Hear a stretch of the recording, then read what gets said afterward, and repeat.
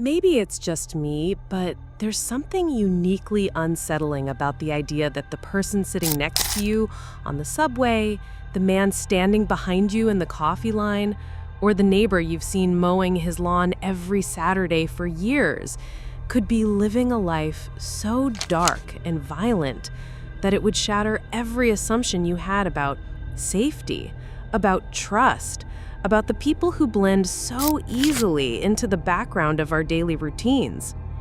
In New York City, one of the busiest, most anonymous places on Earth, a man named Rex Heuermann did just that. A man whose name meant nothing to most people until the summer of 2023, when his arrest for the infamous Gilgo Beach murders pulled him from the shadows of suburbia and thrust him into the terrifying light of one of America's most haunting serial murder cases. Welcome to CrimeScope USA. Before we get into the video, do smash that like and subscribe button to help the channel. Also, don't forget to ring that notification bell so as not to miss any new videos from us. The case begins long before Heuermann's name became known. December 2010, police searching for a missing woman named Shannon Gilbert stumbled onto a nightmare. While combing the brush near Ocean Parkway, they uncovered skeletal remains. Within days, more bodies were found. 4 women in total, all wrapped in burlap sacks, their bones hidden beneath the sand and weeds. Melissa Barthelme, Maureen Brainerd Barnes, Megan Yatterman, Amber Lynn Costello. All young women, all working as escorts, all lured by a man who promised quick money, only to end up in his grip. The pattern was unmistakable. These women hadn't just died. They had been restrained, overpowered, and strangled. And the way their bodies were discarded spoke volumes. Neatly placed, side by side, almost ritualistic. This wasn't the work of impulse. This was the work of someone careful, someone who enjoyed control, someone who wanted these women silenced and forgotten. Take Melissa Barthelme. She vanished in July of 2009. After her disappearance, her younger sister began receiving phone calls, a man's voice, taunting, cruel. He told her Melissa was dead. He described what he had done to her in disgusting detail, mocking her grief. Those calls, later traced to cell towers near Times Square, placed the killer right in Manhattan. That sadistic need to torment, to prolong the pain even after the victim was gone, would become one of the most chilling details of the entire case. Maureen Brainerd Barnes disappeared in July 2007 after traveling to Manhattan for work. She was the first of the 4 women believed to have been killed by Heuermann.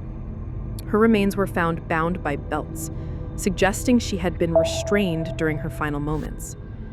Megan Waterman went missing in June 2010 after leaving a hotel in Hauppauge. She never returned.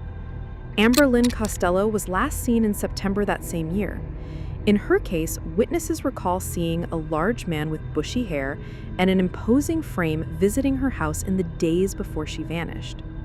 The description? It matched Rex Heuermann almost perfectly. The method was always the same. Lure the women with promises of money, gain control, bind them, strangle them, and then wrap them in burlap sacks before dumping them along the lonely stretch of Ocean Parkway. Burlap wasn't random. It preserved the remains, slowed decomposition, and made it easier to transport the bodies without attracting attention. It was calculated, cold. And then, nothing. For years, the trail went cold. Police had bodies, they had patterns, but no suspect. Heuermann continued living his double life. By day, he was an architect commuting into Manhattan, working on projects for high-end clients. By night, he was searching violent pornography, scouring escort ads, and planning his next move. Investigators later discovered his internet history. Tens of thousands of searches for sadistic material, rape fantasies, torture of women, and even child pornography. His obsession wasn't hidden, it was growing. And all the while, he walked among coworkers, neighbors, even his own family, completely unnoticed.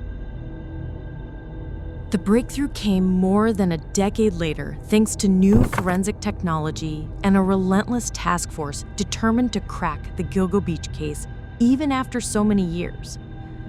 Burner phones used to contact the victims were tied back to cell tower locations near Heuermann's office in Manhattan and his home in Massapequa Park. DNA recovered from the burlap sacks and from the victim's own remains, specifically a hair found on one body, was linked to Heuermann's family and then later to him directly. Piece by piece, his ordinary, boring architect facade began to crumble. In July 2023, Rex Heuermann was arrested outside his Manhattan office, charged with the murders of Barthélemy, Waterman, and Costello. Later, charges for Brainerd Barnes were added. 4 women officially. But suspicions linger that his body count may have been higher, because a total of 20 different bodies were uncovered during a span of 15 years of gruesome homicidal horror. Do you think this was all one man? Or a network of psychopaths who happened to just use Gilgo Beach as their personal dumping ground? The worst part, the sadism is hard to ignore. These weren't quick killings. Strangulation is intimate. It takes time, effort. It requires overpowering another human being and maintaining control as they fight for their lives.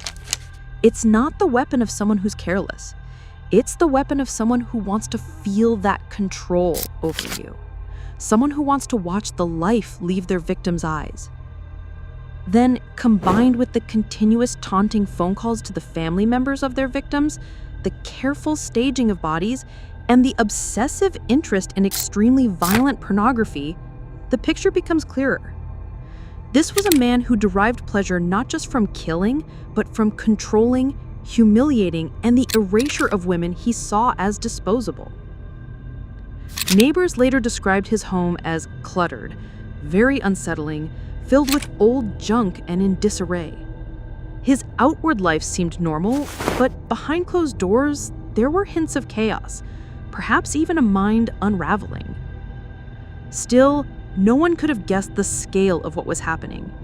He lived among people who never suspected a thing. His wife and children were often away during the times of these killings, giving him the freedom to carry out his double life unnoticed.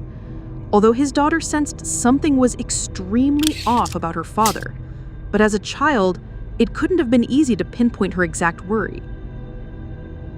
The trial is ongoing, and the investigation continues. Prosecutors believe there may be more victims linked to Heuermann, women whose disappearances line up with his patterns, his locations, and his compulsions. The possibility lingers that the Gilgo Beach bodies are only part of a much larger, darker legacy. Rex Heuermann forces us to confront the truth that the most sadistic killers don't always stand out. They don't always look dangerous. Sometimes they're architects, fathers, men in suits, taking the morning train to the city. But when the mask comes off, the reality is far more terrifying. A predator who used his intelligence, his resources, and his cruelty to hunt, kill, and discard human lives as if they were nothing. So the question remains, do you believe Rex Heuermann was truly the only one responsible for the bodies scattered across Gilgo Beach? Or could there have been others involved?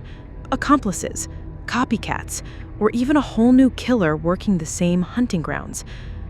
The evidence tells one story, but the unanswered questions leave space for darker possibilities.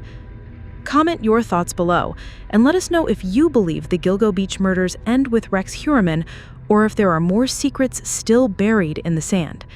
And if you found this video chilling, don't forget to hit the like button.